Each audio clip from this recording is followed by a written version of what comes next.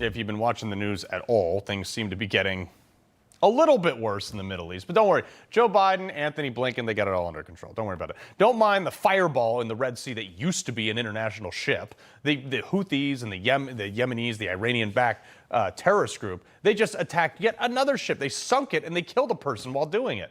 All while Hezbollah, Lebanon's terrorist group, to the north of Israel, just vowed to escalate the war. And Joe Biden's plan for peace is to block the arms to our ally while North Korea and Russia sign this mutual defense agreement with each other. Fabulous. Fred Fleitz, former CIA analyst, and Walid Phares, foreign policy analyst. All right, Walid, I look at this and I'm like, you got Putin and Kim Jong-un riding around in a limo signing peace agreements. You got all kinds of disorder in the Middle East, and I'm supposed to believe everything is fine? No, everything is terrible. Everything is going down in terms of our foreign policy, because you and I, and with Fred as well, we've discussed it so many times. When you send billions of dollars, in this case, to Tehran, what do you think they're going to be able to do with it? You know, reform their economy? No, they're going to fund these militias. And these militias are firing ballistic missiles that they bought and drones against international waterways, and then paralyze, suffocate our world economy, and we can feel it here. I mean, I don't understand how the administration doesn't understand what they are doing with their foreign policy in general and Iran policy in particular. So, Fred, obviously, when you were in the administration with Trump, he walked into North Korea, was like, "Sup, I'm here to do some negotiating. Like, let's figure out a way where we can coexist without you firing rockets over Japan." All right. So, well, North Korea's dictator is now sitting with our enemy, Russia, and in a limo that Vladimir Putin just gave him, by the way. And they're like BFFs. They're laughing, cruising around. This is really not good.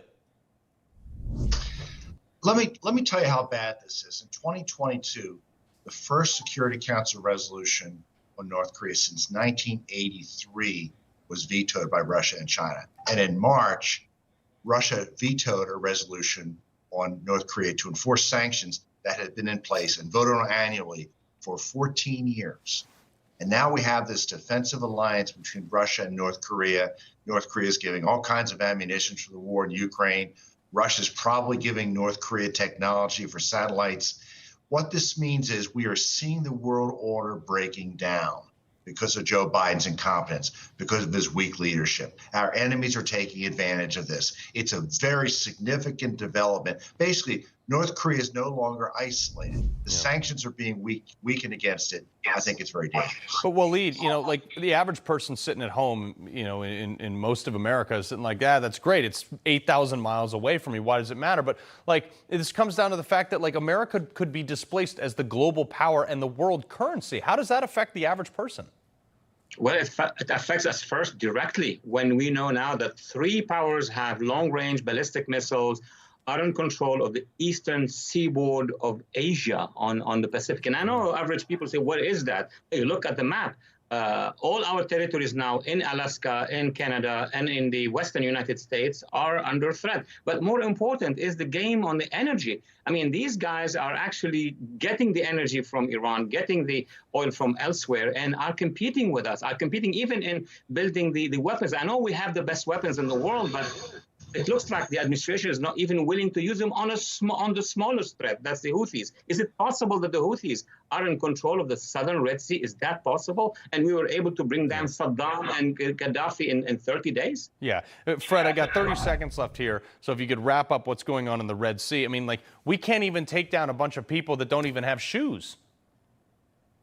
The Houthis have fired some of the most advanced missiles and drones against ships. They were being shot down.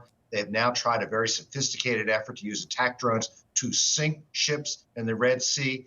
Our efforts to stop this by the Houthis have been extremely ineffective. We could have taken the Houthis out. Biden didn't want to do that. He bombed empty warehouses.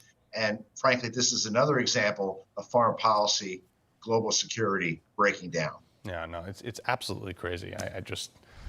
I'm worried November is coming, but not fast enough. Fred Fleitz, Walid Phares, appreciate it. Good to be here.